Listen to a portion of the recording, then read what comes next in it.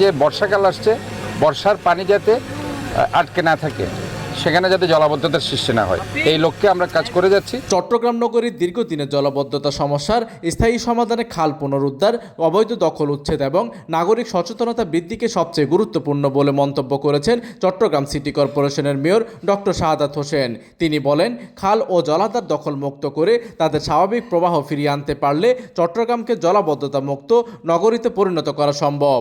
বৃহস্পতিবার নগরে 18 নম্বর পূর্ব বাকলিয়া ওয়ার্ডের ওয়াইজার পাড়া এলাকায় বীরজা খালের সেকেন্ডারি অংশ খনন কর্মসূচি শুভ উদ্বোধনকালে তিনি এসব কথা বলেন। 2026 সালের বর্ষা মৌসুমে জলাবদ্ধতা নিরসন এবং সরকার উন্নয়ন কর্মসূচির অংশ হিসেবে এই কার্যক্রম হাতে নেওয়া হয়েছে। এই সময় মেয়র বলেন, সামনে যে বর্ষাকাল আসছে, বর্ষার পানি যাতে আটকে না থাকে, সেখানে যাতে জলাবদ্ধতার সৃষ্টি না হয়, এই লক্ষ্যে আমরা কাজ করে যাচ্ছি। মানে আমরা খাল দখল করে ফেলছি, আমরা প্লট করে ফেলছি।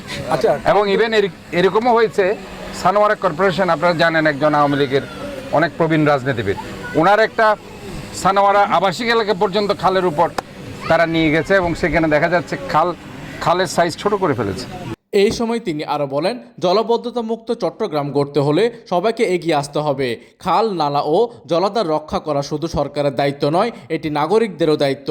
সমন্বিত উদ্যোগের মাধ্যমে আমরা একটি পরিচ্ছন্ন, নিরাপদ ও জলাবদ্ধতা মুক্ত চট্টগ্রাম গড়ে তুলতে পারব। উদ্বোধনী অনুষ্ঠানে চট্টগ্রাম সিটি কর্পোরেশনের ঊর্ধ্বতন কর্মকর্তা, স্থানীয় জনপ্রতিনিধি, গণ্যমান্য ব্যক্তি এবং এলাকার বাসিন্দারা উপস্থিত ছিলেন। প্রতিনিধির তথ্য ও পাঠানো চিত্রে ডেস্ক নিউজ, দিগন্তের বার্তা 24, চট্টগ্রাম।